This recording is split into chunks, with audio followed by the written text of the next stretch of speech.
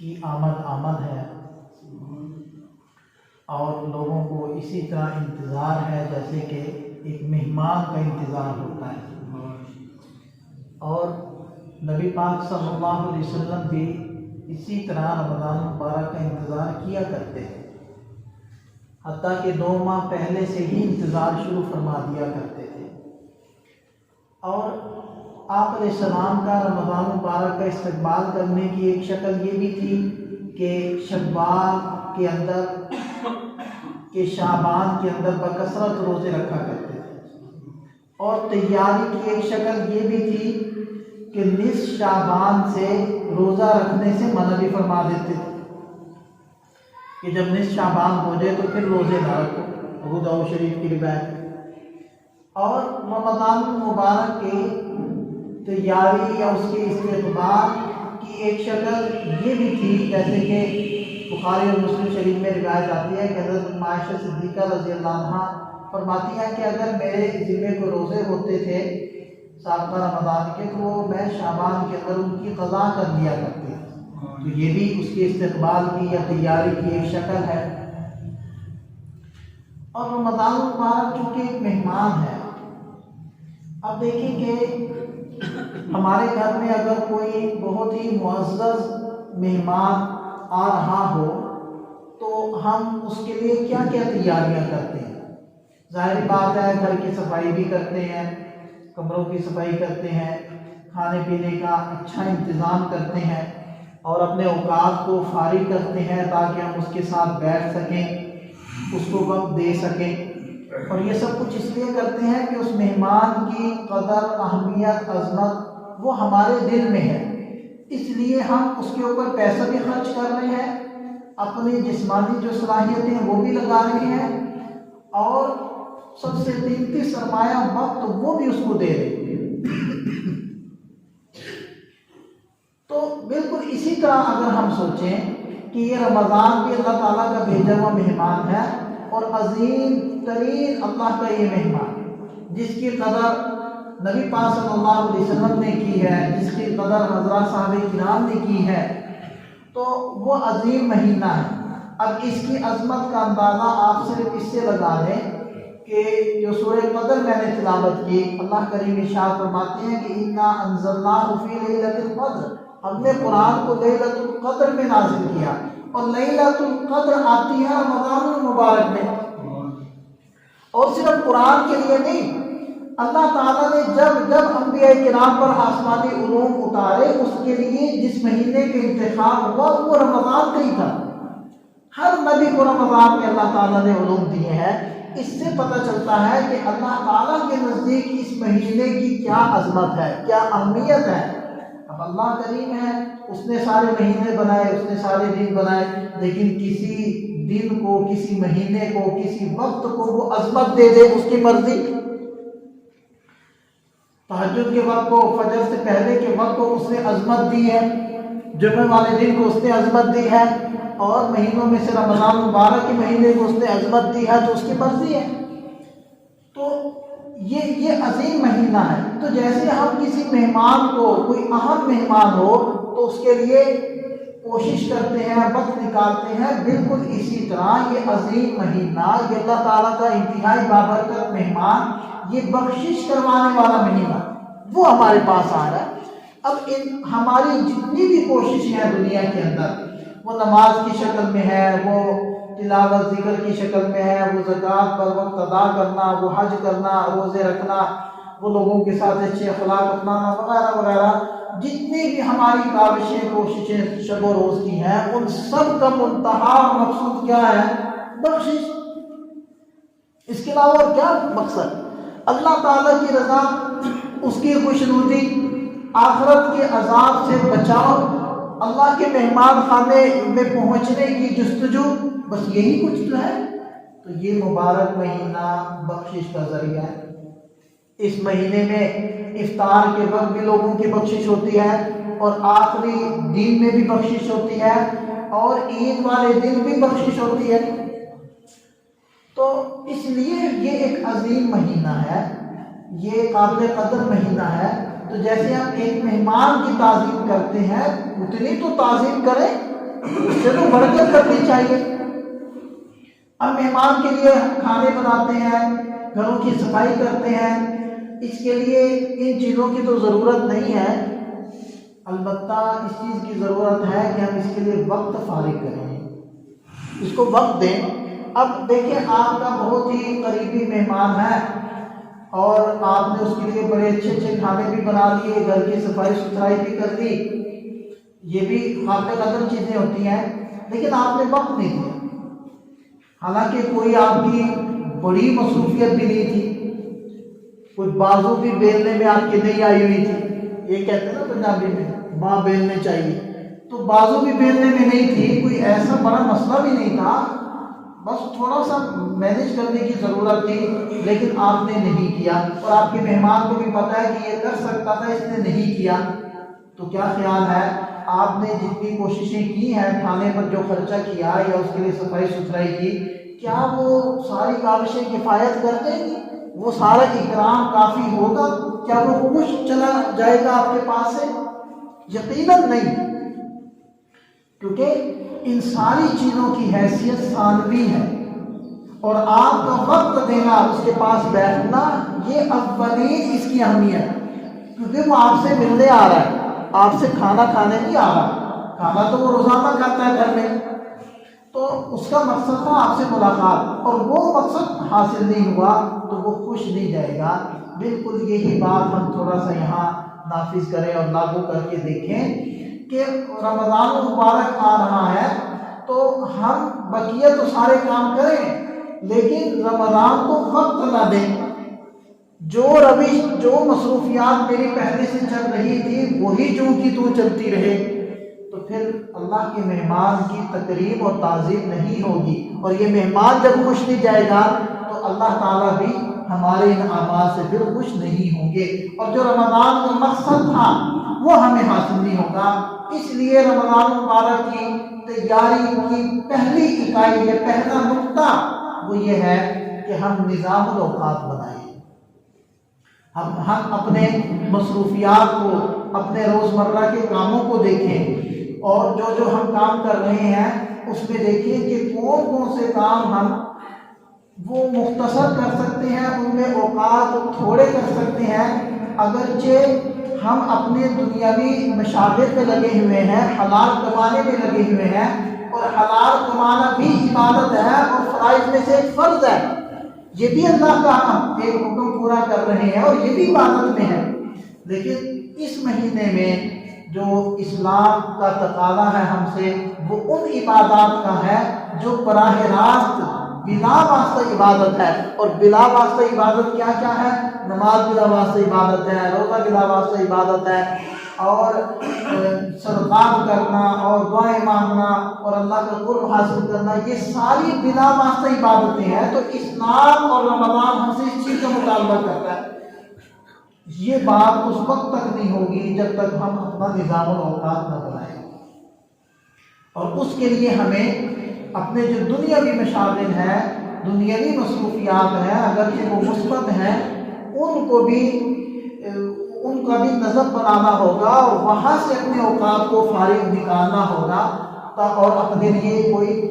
کوئی نصاب طے کرنا ہوگا کہ اتنے پارے میں نے روزانہ کے تلاوت کرنے ہی کرنے ہیں، چاہے کچھ بھی ہو جائے۔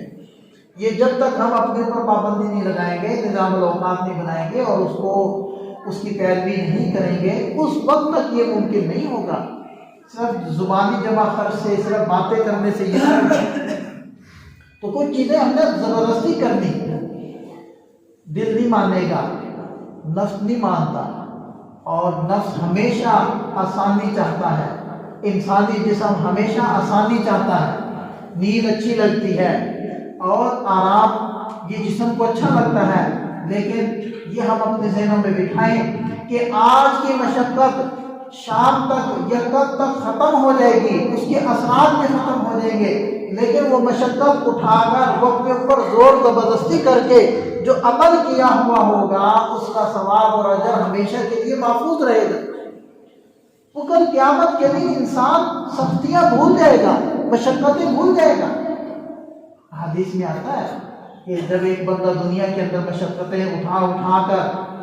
اور مصائب جھیل کر اور اذیتیں دے کر ناگواریاں برداشت کر کے جب دنیا سے آخرت میں پہنچے گا اور اللہ تعالیٰ اس کو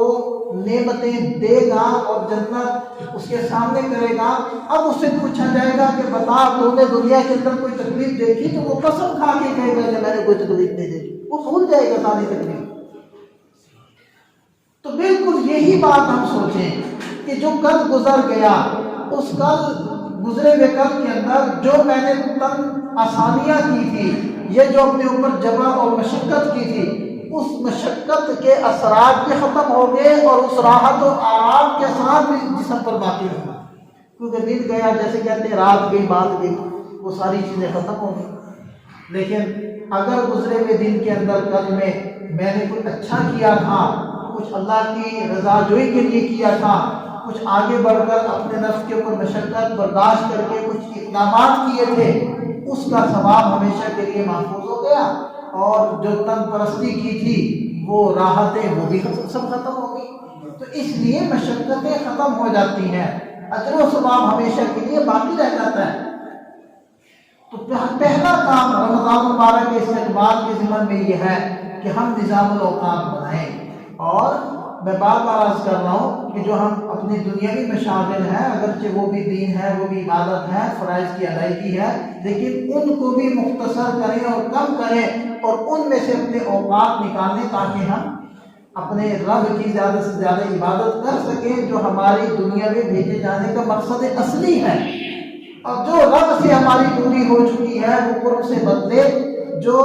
ہماری اجنبیت پیدا ہو چکی ہے وہ رب کے ساتھ تعلق کے اندر بدلے، رب کے ساتھ ہمارا تعلق مضبوط ہو، اس کا یہ ایک موقع ہے۔ اس مہینے میں تو شیاطین کو بند کیا جاتا ہے، اس سے کیا مقصد ہے؟ اس کا بھی تو مقصد یہی ہے کہ بندوں کی گناہ کی طرف رغبت کم سے کم ہو، اور رغبت جو پیدا کرتا ہے وہ شیطان اور شیطانی وسوسے ہیں، زیادہ شیاطین کو بند کیا جا رہا ہے۔ اب ذہن میں سوال پیدا ہوتا ہے کہ گناہ تو ہم پھر بھی کرتے رہتے ہیں۔ وہ اس کی مثال ایسی ہے کہ پنکھے کا بٹن بند کریں تو تھوڑی دیر تو گھومتا رہے گا نا۔ تو وہ ہمارا جو نفس، ہماری جو طبیعت شیطان کے ساتھ رہ کر گناہوں کی عادی ہو چکی ہے، اور گناہ گویا کہ اس کی ایک خوراک بن چکی ہے، اگرچہ وہ مضر خوراک ہے لیکن بہرحال بن گئی ہے۔ جیسے کوئی سگریٹ نوشی کرتا ہے تو سگریٹ پیے بغیر اس کو چین نہیں آتا، حالانکہ وہ سمجھ رہا ہوتا ہے کہ یہ نقصان دہ ہے، ڈاکٹر نے بھی مجھے منع کیا، گھر والے بھی سمجھاتے ہیں، لیکن کہتے ہیں میں رہ نہیں سکتا۔ اسی طرح گناہ بھی انسان کی عادت بن جاتے ہیں اور اس کی خوراک بن جاتے ہیں، اور اس خوراک کی وجہ سے وہ پھر مجبور ہو جاتے ہیں اس گناہ کو کرنے۔ تو یہ اس وجہ سے شیطان بھی بند ہو جاتی ہیں، پھر بھی انسان خطائیں نہیں چھوڑتا، گناہ نہیں چھوڑتا، لیکن اتنی بات سب کو محسوس ہوتی ہے کہ اور سب کو پتہ چلتا ہے کہ جو گناہ کے تقاضے غیر رمضان میں ہمارے دل میں پیدا ہوتے تھے وہ رمضان میں نہیں پیدا ہوتے۔ ظاہری بات ہے شیطان کی کوششیں کاوشیں ختم ہو چکی ہیں، اب یہ جو گناہ کی طرف لے کر جا رہا ہے یہ نفس کی عادت ہے، یہ جو نفس بگڑا پڑا ہے یہ اس کی وجہ سے، تو ہمیں پھر تھوڑا سا زور تو لگانا پڑے گا نا۔ تو یہ شیطان کو بند کرنے کا مقصد بھی یہی ہے، رحمت کے فرشتوں کی کثرت کے ساتھ نزول اس کا مقصد بھی یہی ہے، اور اللہ تعالیٰ کا خصوصی طور پر اپنے بندوں کی طرف متوجہ ہونا اور اس کی مغفرت کرنا، اس کا بھی مقصد یہی ہے کہ بندوں کی دوری اپنے رب سے ختم ہو اور قرب سے بدلے، اور بندوں کا براہ راست اپنے رب سے تعلق مضبوط۔ تو اس لیے ہم اس رمضان کی ان مبارک گھڑیوں کی قدر کریں اور بھرپور فائدہ اٹھائیں۔ اس کے لیے پہلا قدم کیا ہے کہ ہم اپنا نظام الاوقات بنائیں۔ دوسرے نمبر پر ہم گناہوں سے توبہ کریں۔ رمضان آ رہا ہے، ہم اپنے آپ کو مجبور کریں اور گناہوں سے جو ہو چکے ہیں اللہ تعالیٰ سے معافی مانگیں، اور رمضان ایسا گزاریں کہ جو گناہوں سے پاک اور صاف ہو، اور اللہ تعالیٰ سے پورے رمضان یہ دعا مانگیں، یہ توفیق مانگیں کہ اے اللہ جیسے آپ نے رمضان میں مبارک گھڑیوں میں مجھے توفیق دے دی کہ میں نے وہ گناہ چھوڑ دیا، اے اللہ مجھے یہ توفیق ہمیشہ کے لیے دے دیجیے، کیونکہ انسان کوئی بھی نیکی وہ اللہ کی توفیق کے بغیر نہیں کر سکتا، اور کسی گناہ سے اللہ کی توفیق کے بغیر نہیں بچ سکتا، یہ اسی کی توفیق ہے، لا حول ولا قوت الا باللہ، اس کی مدد اور نصرت کے بغیر نہیں ممکن۔ اس لیے ہم اللہ سے ایک تو توبہ کریں، دوسرا اس چیز کی توفیق مانگیں کہ اللہ میری یہ توبہ باقی رہے، میں اس توبہ کو نبھاتا رہوں اور ہمیشہ ان چیزوں کا پابند بن جاؤں، عاقل بن جاؤں،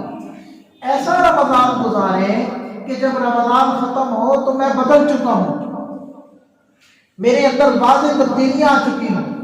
میرے اوقات، میرے جو پہلے نمازیں تھیں ان کے اندر جو کمزوریاں تھیں وہ کمزوریاں ختم ہو چکی ہیں،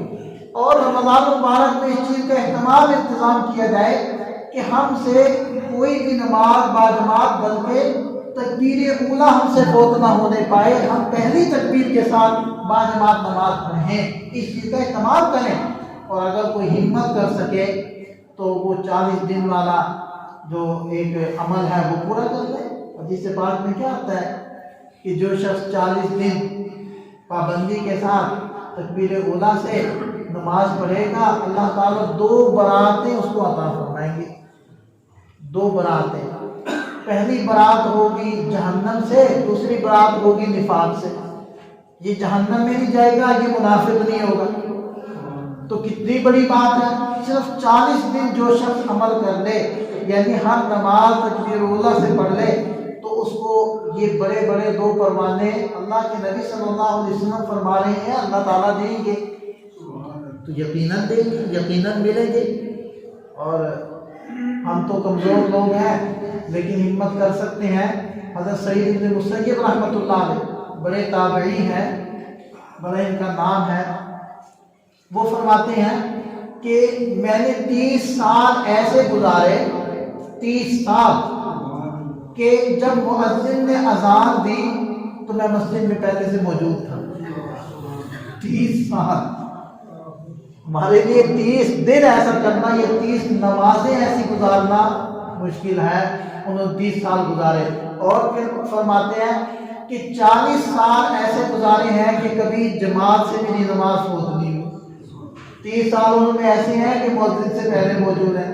اور 40 سال وہ ایسے بنتے ہیں کہ جس میں ان کی کبھی جماعت فوت نہیں ہوئی، تکبیر فوت نہیں ہوئی۔ تو دیکھیں کہ انہوں نے تو 40 سال گزار دیے جنہوں نے اس چیز کی اہمیت کو سمجھا، اور ہمارے لیے 40 دن ایسا کرنا مشکل ہو رہا ہے۔ لیکن وہی بات ہے کہ لا حول ولا قوت، گناہ سے بچنے کی طاقت اور نیکی کرنے کی قدرت وہ رب جب تک نہ دے تو انسان کو نہیں ملتی، انسان کمزور ہے۔ تو اگر ہم نیت کر لیں، اللہ سے دعا مانگیں اور اللہ سے توفیق مانگیں تو یہ ممکن ہے۔ اگر وہ حضرات 40 سال کر سکتے ہیں تو ہم 40 دن تو کر ہی سکتے ہیں۔ تو اس لیے یہ نیت ہم سب کر لیں کہ رمضان مبارک میں آج سے ہی یہ نیت کر لیں کہ ہماری کوئی بھی جماعت، کوئی بھی نماز جماعت کے بغیر اور پہلی تکبیر کے بغیر نہیں ہوگی انشاءاللہ۔ میں اس کا اہتمام کروں گا، اور جب نیت کر لیتا ہے بندہ تو پھر ہو جاتا ہے۔ جیسے وہ کہتے ہیں نا کہ رات کو اگر آپ نیت کر کے سوئیں گے تو صبح آنکھ کھلے گی، بھلے آپ دوبارہ سو جائیں لیکن آنکھ ضرور کھلے گی، لیکن اگر آپ نیت نہ کریں تو پھر آنکھ بھی نہیں کھلے گی۔ تو توفیق انسان کو تب ملتی ہے جب وہ خود نیت کرتا ہے اور کچھ نہ کچھ اس نیت کا اظہار اپنے عمل سے بھی کرتا ہے۔ ہمارے استاد محترم تھے، وہ فرمایا کرتے تھے کہ جس نے 3 کام نہیں کیے نا اس نے فجر پڑھنے کا ارادہ نہیں کیا۔ وہ کہتے تھے کہ پہلا کام تم نے نیت کرنی ہے اور دعا پڑھنی ہے، دوسرا کام یہ ہے کہ تم نے الارم لگانا ہے، تیسرا کام یہ ہے کہ تم نے کسی کے ذمہ لگانا ہے۔ ہم جو وہاں مدرسے میں پڑھتے تھے وہاں پہرے دار ہوتا تھا، وہ کہتے تھے پہرے دار کو بتا دیں کہ ہمیں اس وقت آپ نے جگانا ہے۔ تو کہتے ہیں کہ 3 کام نہیں کیے تو اس کا مطلب آپ نے نیت نہیں کی۔ اور پھر ایک اور بات بھی فرمایا کرتے تھے کہ اگر تم ٹرین کے اندر بیٹھے ہو سفر کے لیے اور ساتھ میں تمہارے پانی نہیں ہے وضو کے لیے تو تمہاری نماز کی نیت ہی نہیں ہے، کیونکہ ٹرین کے پانی کا کیا پتہ کب ختم ہو جائے، کسی اسٹیشن پر رکے نہ رکے، اور تم نے انتظام نہیں کیا ہوا، اس کا مطلب ہے تمہاری نیت نہیں ہے۔ تو نیت کرنے کا مطلب بھی صرف یہ نہیں ہوتا کہ میں نے بس دل میں نیت کر لیا ہے اور عملاً کچھ بھی نہیں کر رہا۔ تو اس نیت کے لیے کچھ نہ کچھ عملی طور پر بھی تو کرنا ہوگا. تو اس لیے ہم یہ نیت کریں کہ ہم انشاءاللہ ایک چلہ تو پورا کریں گے کہ جس کے اندر ہماری کوئی نماز جماعت سے اور خاص طور پر تکبیر اولیٰ سے وہ فوت نہیں ہوگی، اور ہم یہ فضیلت جو 2 بناتے ملتی ہیں اللہ تعالیٰ کی طرف سے یہ حاصل کریں گے انشاءاللہ. اور رمضان المبارک میں کیا کیا کرنے کے کام ہے؟ ایک کام یہ ہے کہ ہم اس مبارک مہینے میں جب نظام الاوقات بنا لیں گے، یہ تو پہلا کام تھا. اور دوسرے نمبر پر میں نے ذکر کیا کہ ہم توبہ کریں گے، گناہوں کو چھوڑیں گے. تیسرے نمبر پر یہ ہے کہ ہم ہر نماز کو باجماعت تکبیر اولیٰ کے ساتھ اہتمام انتظام کریں گے. چوتھے نمبر پر ہم یہ نیت کر لیں کہ اس رمضان میں میں نے مسائل سیکھنے ہیں. وہ رمضان سے متعلق بھی ہو سکتے ہیں، روزے سے متعلق بھی، زکوٰۃ سے متعلق بھی، اور معاشرتی زندگی سے متعلق بھی ہو سکتے ہیں. چونکہ اس مبارک مہینے میں نے بقیہ مصروفیات کم کرنی ہے،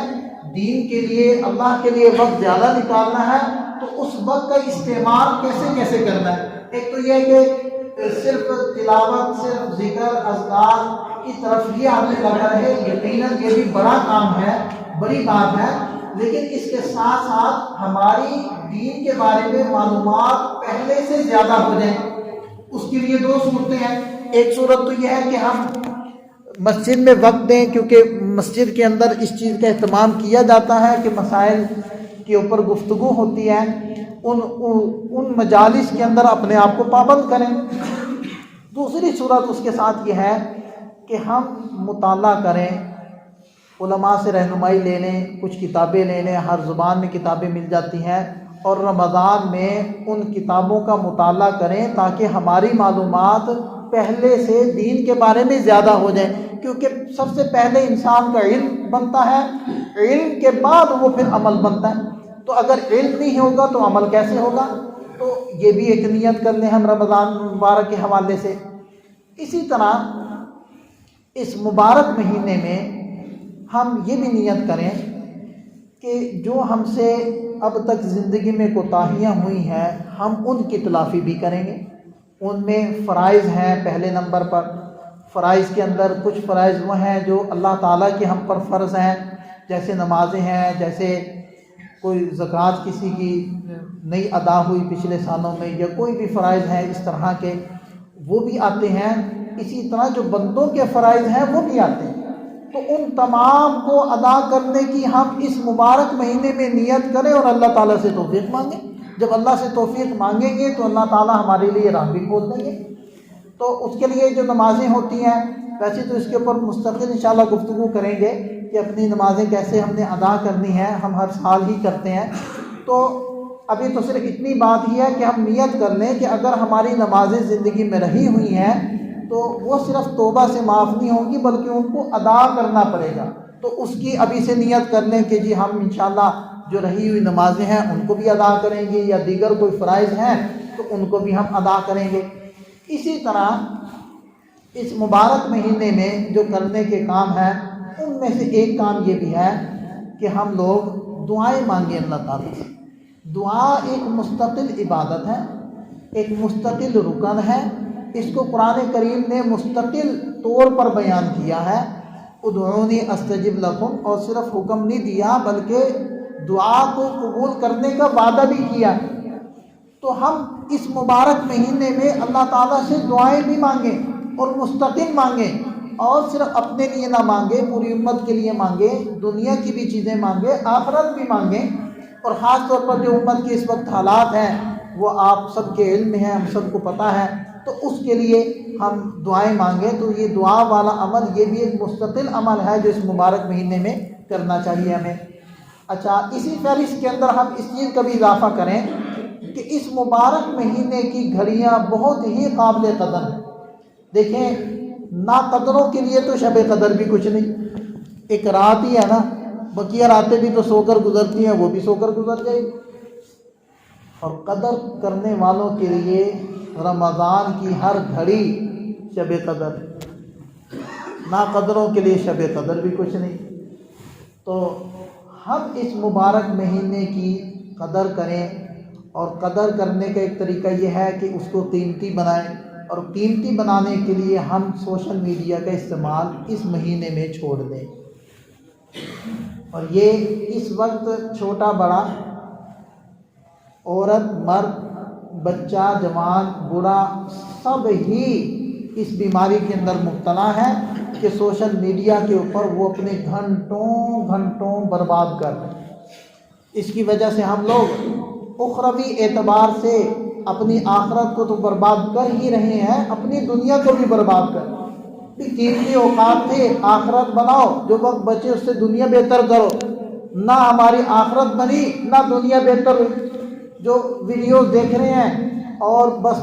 دانت نکال رہے ہیں اور آگے چلتے کر رہے ہیں اس کو، تو اس سے کیا ان کی آخرت بن رہی ہے اور کیا دنیا بن رہی ہے؟ ان کی جو خسرت دنیا والآخرہ ہو رہا ہے۔ تو کم سے کم اس مبارک مہینے میں تو ہم اپنے اوپر جبر کر کے اپنے اوپر پابندی لگا دیں کہ اس پورے مہینے تم نے یہ کام نہیں کرنا۔ اور جب اس مہینے میں اگر ہم کامیاب ہو جاتے ہیں انشاءاللہ، جب ہم نیت کریں گے تو اللہ تعالیٰ ہمیں توفیق بھی دیں گے، اسباب بھی ایسے مہیا فرمائیں گے۔ تو اگر ہم اس مبارک مہینے میں کامیاب ہو جاتے ہیں تو پھر اللہ سے توفیق مانگ لیں کہ اللہ اس مہینے کی مشق کی برکت سے مجھے پورے سال کے لیے توفیق عطا فرما دیں۔ تو ہم اپنے اوقات کو سوشل میڈیا میں ضائع نہ کریں، خاص طور پر رمضان کے مبارک گھڑیوں کو ضائع نہ کریں۔ اور آخری چیز، یہ مبارک مہینہ ہوتا ہے کہ اس میں ہم غرباء کی، کمزوروں کی دستگیری کریں، ان کا بھی خیال کریں۔ تو اس لیے اس مبارک مہینے میں نبی پاک صلی اللہ علیہ وسلم کے بارے میں آتا ہے کہ جیسی ہوا ہوتی ہے نا، تیز، تھوڑی سی تیز ہوا، وہ ہر جگہ پہنچ جاتی ہے۔ تو آپ علیہ السلام تیز ہوا کی طرح سخی ہو جاتے تھے، اور آپ کی سخاوت جیسے تیز ہوا ہر بندے کو لگتی ہے، آپ علیہ السلام کی سخاوت ہر بندے تک پہنچتی۔ تو ہم اس مہینے میں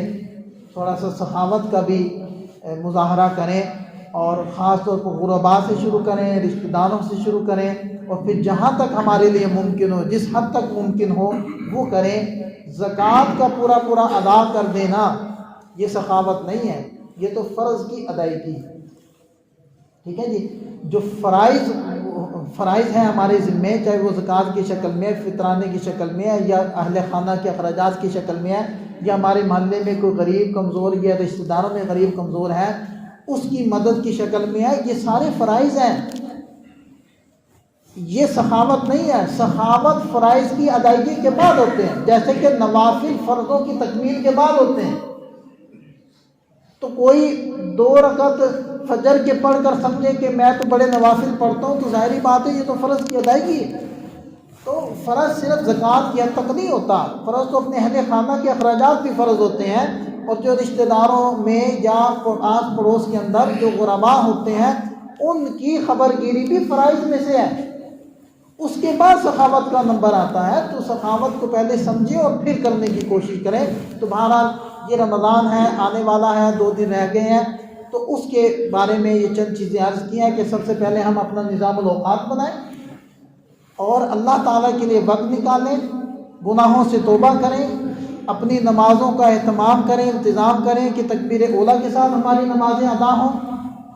اور اس مبارک مہینے کے اوقات کو ہم دین کا علم بڑھانے کا بھی ذریعہ بنائیں، دعائیں مانگیں اس مہینے کے اندر، اور اس مہینے میں جو اپنے فرائض کی کوتاہی ہو چکی ہے اب تک اس کی تلافی کریں، اور اس مبارک مہینے میں ہم اپنے جو کمزور مسلمان بھائی ہیں ان کی خبر گیری کریں، اور اپنے اللہ تعالیٰ سے اپنا تعلق مضبوط کریں۔ تو یہ وہ سارے کام ہیں جو اس مبارک مہینے میں ہم نے کرنے ہیں۔ اللہ تعالیٰ ہمیں سمجھ عطا فرمائے، عمل کی توفیق عطا فرمائے۔